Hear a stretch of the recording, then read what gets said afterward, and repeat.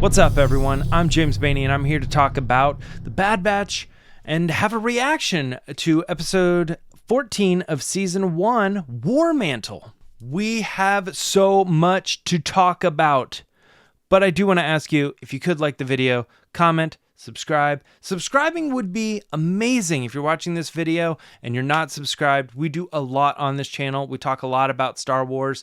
I'm going to talk a lot about The Bad Batch here in a second, but if you could, like I said, like the video, that would be amazing. Consider subscribing.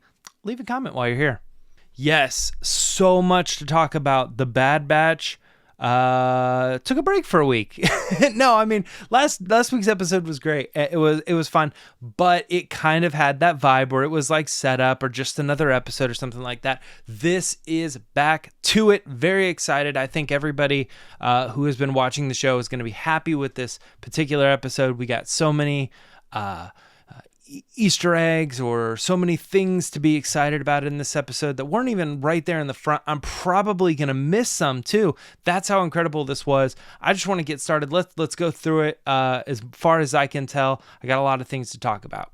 First thing, just starting with the cool like ET opening. I don't know why. It's like a Lucasfilm thing or something, some sort of connection, that George Lucas thing. It's like the trees with the lights coming through and you can hear the voices, and then the guys running, and which we find out is Gregor. That's just big within itself, right? But we're starting off with a really cool opening. He's running, he's getting chased down. I like the intro to this. But yeah, that's just getting it right out of the way. And for me personally, I'll be honest with you, I did not know that was Gregor. I was like, this is a clone. I don't know if we were supposed to know that, but it wasn't until later in the episode when he really introduces himself as Gregor. That's when it clicked into me. Okay, I know this clone, but I mean, I gotta be a little honest here. They all look alike, right? They're clones. So I didn't know that. If you guys recognize that, or if there was a, what do they call that? A tell, then let me know in the comments where you picked up that this was Gregor, or if it was kind of intentionally supposed to be a mysterious clone until he actually says his name. So thoughts there. Now, Rex kind of wasn't in this episode, but he kind of was. So he gives us the call.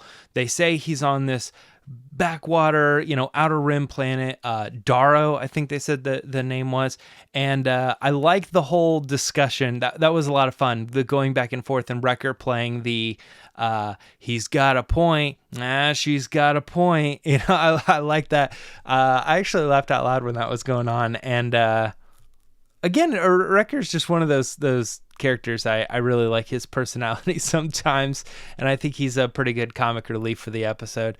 But no, I like that a lot. And like I said, Rex was not in the episode, but it's good to see him, and it's good to know that he was the one that designated this mission, because obviously we know Rex and Gregor and stuff. Also, too, like in Rebels, that's where they're gonna end up. I talked to my nephew before this series even started, and he was like, I really hope to do the whole Gregor and Wolf and like how that whole story happened and stuff. And he was dead on with it, man. It wasn't even something I was really thinking was going to be important to the show. And Grant, shout out to you. Yeah, you were really dead on with the predictions on that one. But yeah, Gregor, that's cool. Always love seeing Kamino, right? It's been a little while since we saw Kamino again, and I don't know. I always love the dark, the moonlight, the rain, the thunder and lightning, I think, even in this episode. I'm not really sure, but we're really starting to get an understanding of what Project War-Mantle is. Man, this episode is nuts. They're pretty well aware of what's going on. They're starting to get the hint. They're moving all the clones off of the planet, and it's probably going to be a betrayal of the Kaminoans. And I say Kaminoans, actually, because this week, Lucasfilm, Disney, they set up this meeting where we were able to sit down with Gwendolyn Yeo, the the actress who brings the character Nala Se to life. She's the voice. Now she has been doing Nala Se all the way back to the Clone Wars, but in this, but she was brought back to do it for the Bad Batch. And I got to ask her a couple questions, one of which was, involved with the scripts and how strict are they compared to other properties that she's worked with as a voice actress. And she continued, she was on about, yes, very strict with all of the scripts. You can't see anything, and there's that. But she talked a lot about how she was brought back this time with the direction of you're going to play a more motherly, caring version of Nala Se this time. And so it was great to talk to her. She was wonderful, very happy, very peppy. It was awesome to talk to her. Now, the reason I brought up the thing about the Kaminoans is I also threw in that question, what do you say? Coming from someone who actually plays one of these characters, the species, do you say Kaminoans or do you say Kaminoans? Like in your head, what it is. She was thrown off. She's like, oh my gosh, I don't want to say the wrong thing. All the nerds are going to come after me. I think she said a Wookiee was going to break down her door. She was a lot of fun. She did land on Kaminoans though. And she also said that Dave Filoni says Kaminoans. So it's just kind of one of those things. I think it's a Han kind of situation, but I was just interesting to hear. It was interesting to ask her and hear her take on this. She says Kaminoans, and I just want to talk a little bit about, having the opportunity to speak with her. It was great. She was wonderful. Nala Se. I love when the team is in the base, and they're breaking out Gregor, and he's trying to explain what's going on. They're not clones. They're recruitments. There's a lot more of them. We're training them. And it's funny because he beats them up. And I love the line of, who are these guys? There are replacements, if you can believe it. I am not military. I have never been a part of the military. But I definitely know that people who have tend to, my impression is that they tend to connect a lot with the clone troopers of the prequel trilogies a lot as characters because of the way I believe, it's like a brotherly connection and how they're all a team and stuff like that. And I think that it is very interesting when you're on, say, Reddit or any other forum or even Twitter, social or anything like that, when, or maybe even like just General 501st, when they're talking about how the clones are so much better and how they're more of an effective military team than General Stormtroopers, and how like weak and lame those ones are, and they're not as good as the clone troopers. And I mean, obviously in the Star Wars world, you would probably think that if you were one of the clone troopers, but I do really, I appreciated the sentiment that, yeah, there are replacements. Can you believe that? They're nowhere near as good as us. We're the best kind of thing. And I thought that was really cool. And in a way, it reminded me of a real world thing, which is like a connection to fans being like, we hear you, we see you, as, the clones legitimately are that much better than the typical stormtrooper who's just like a recruit or something like that. I thought that was awesome. Yeah. This is when we actually got the look at, I think like kind of one of my new favorite clones. This character shows up and just is awesome, right? It was a character that it looked like one of the recruits, and it had I don't know, maybe he did look like one of the clone troopers. I don't really know, but it had this yellow markings on him. And he's running, and he goes around the edge, and he jumps on top of the elevator, and then he pops out the other side. And he was just really quick and tactful, and they ended up shooting him with the, gun, the circle, knock him out one. But they obviously focused a lot on how it was like 1, 2, 3, 4. You know, they had to shoot him multiple times. And they were making it very clear that this was not the normal trooper that they were going up against. This guy was crazier. He was more agile, more able, like I said, tactful. He was more powerful because he had to be shot multiple times with the stun. And I didn't know. One of my questions at the end of this episode was going to be, who was that? And I just did a quick search to look at what people are saying. I mean, it's like, you know, they're almost 4 a.m. or something like that. But, you know, people are already talking about who that was. And apparently that's Scorch, a character who had a lot more lore in Legends. But this particular character only showed up once in the Clone Wars. He only actually has like 2 canon appearances. He was in the Clone Wars. They're bringing him back. He was kind of a thing. I'm really interested in that character. I thought that was really cool. And it's just that reminder that there's so much to the Clone Wars, the television show. There's so many good episodes and so many stories where they show you a clone who is just a really cool clone, and then that's it. They're gone just forever. And it's like, this character is awesome, and you only are ever going to know or at least double down or be aware that they're awesome if they show up again, because sometimes they just showed up the one time and maybe they didn't even get to do anything cool. I don't particularly remember this episode, but I was looking at, you know, some screenshots. Oh, yeah, that's the character. Yeah, sure. Scorch. All right.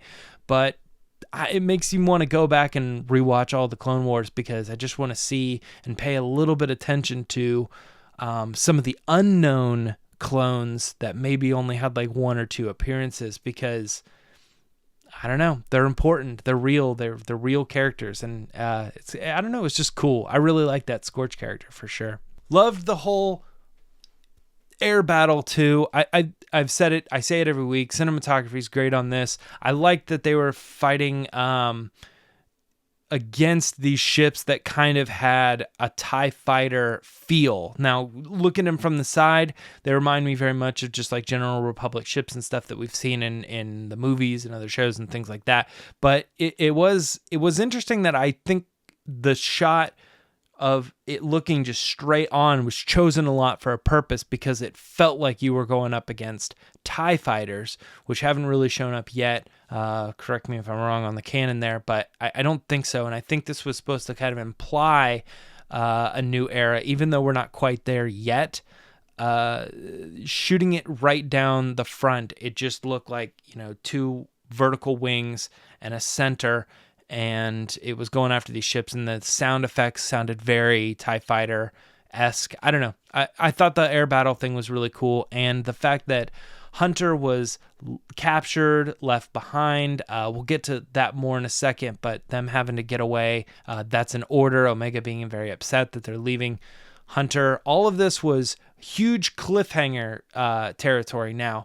So not only are we leaving Hunter and Omega is left upset with the choices and that they're leaving, but they cut right away to Lamasu and Rampart coming in and being like, hey, you've betrayed us. I'm surprised. I thought you were going to be more loyal than that. Anyway, we're going to take her. She's a scientist. You're no longer needed to us. And they shut the door. I expected to hear the laser blast, the gunfire, if you will, that they killed off this character. We didn't hear it. It's kind of implied. I don't know, though. He might have been captured. You know, that might be a good question for the comments. I'll get back to that in a second. The crosshair outro, though, is another cliffhanger. He takes off his medicine. He takes off his helmet, and he says, you know, I was hoping for the whole team, but you'll do. It's just, I don't know. I love it. It was like a triple cliffhanger. So good. I'm excited that we know now more about Project War-Mantle. It's a little bit more of a push away from the clones and actually specifically kind of they did it with the Geonosians. They just like wiped them out, genocide on the planet, just killed them all. I think maybe that's kind of the direction with the Kaminoans here. So yeah, I don't know. Big episode, but I got a couple questions for you guys. The first one is, you know, I guess I'll just start at the end of the episode and kind of move back. The thing is Crosshair's got Hunter. Where do you think that's going? Do you think at this point that Crosshair is going to have the opportunity to be like, I was hoping it would be the whole squad because I really want out of here. I really see it your way. Where do you think they're going to lead with that? Or do you think it's going to be more that he is going to double down on the position that he's in?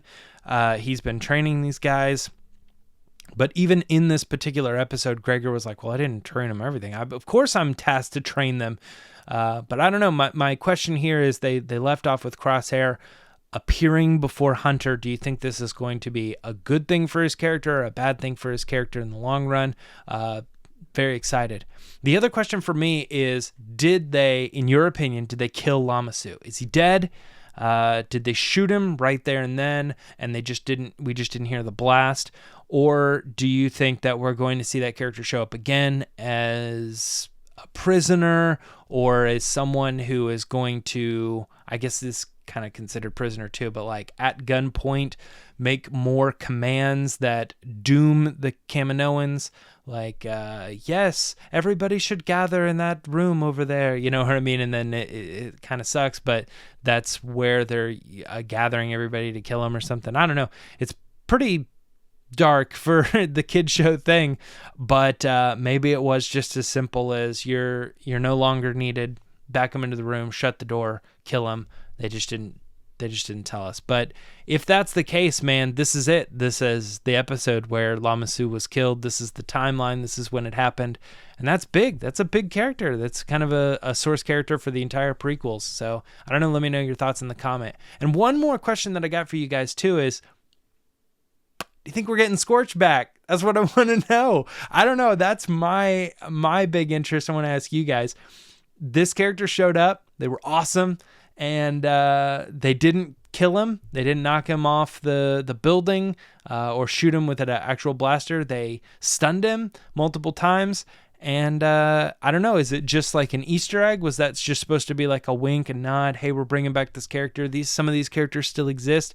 Or do you think that's a little bit of a setup for the next couple episodes that, maybe Scorch is one of the characters that's going to have to battle with, say, like Crosshair and the rest of the Bad Batch now that Crosshair's teamed back up with them or something like that? Like, is he going to be that clone antagonist or whatever? So I don't know. That's it for this week's episode.